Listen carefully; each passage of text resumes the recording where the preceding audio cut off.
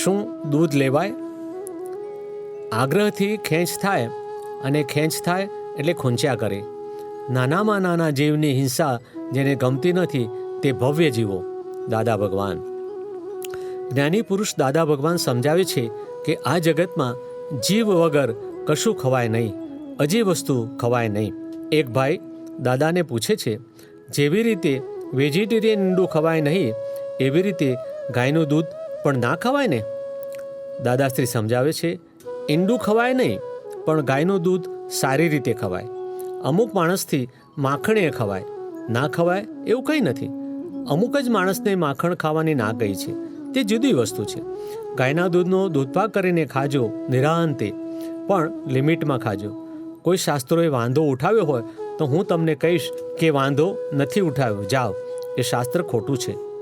તે ભાઈ દાદાને કહે છે, પણ દૂધ તો કુદરતે વાછરડા માટે મૂક્યું છે, આપણા માટે નથી મૂક્યું.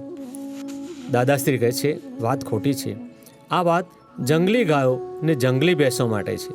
તેને પાડું એટલે કે બચ્ચું ધાવે તે બધું પી જાય, અને આપણે ત્યાં તો લોકો ગાયને ખવડાવે ને પોષે છે, એટલે વાછરડા ને ખરું, પણ આપણે બધાએ દૂધ લેવાનું એ ખરું.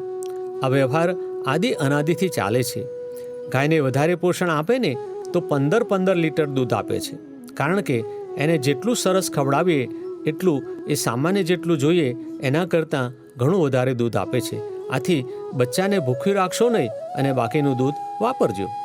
ચક્રવર્તી રાજાઓ તો 1000 2,000 ગાયો રાખતા, એને ગૌશાળા કહેતા. ચક્રવર્તી રાજા દૂધ કેવું પીતા હશે? 1000 ગાયો હોય ગૌશાળામાં, એ 1000 ગાયોનું દૂધ કાઢે, તે 100 ગાયોને પાઈ દે. એ 100 ગાયોનું દૂધ કાઢી ને તે 10 ગાયોને પાઈ દે. એ 10 ગાયોનું દૂધ કાઢીને તે 1 ગાયને પાઈ દે, અને તે 1 ગાયનું દૂધ ચક્રવર્તી રાજા પીતા. દાદાજીને ભાઈ પૂછે છે કે કોઈ પણ પ્રાણીને મારવું હિંસા છે, પણ હિંસક પ્રાણીઓ કે જે બીજા પ્રાણી કે મનુષ્યને હિંસા પહોંચાડે છે એ જાનહાનિ કરે તો હિંસા કરવી કે નહીં?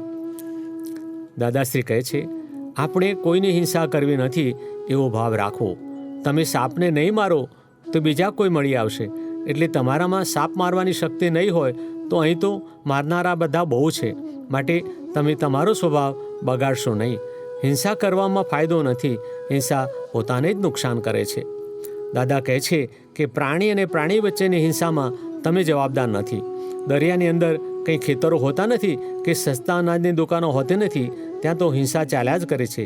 મોટા જીવ નાનાને ખાય, નાનો જીવ એનાથી નાનાને ખાય, એ નાનો એનાથી નાનાને ખાયા કરે. જ્યાં સુધી મનુષ્ય જન્મનો વિવેક ના આવે ત્યાં સુધી બધી છૂટ છે. ત્યાં આગળ કોઈ બચાવવા જતા નથી, અને આપણે અહીં આગળ લોકો બચાવવા જાય છે. પ્રગટ અનુભવ જ્ઞાનસૂત્ર. દયા અને ધર્મની શરૂઆત કહી અને કરુણાને એનો છેડો કહ્યો. 9/75 જ્ઞાની પુરુષ કનુ દાદાશ્રી.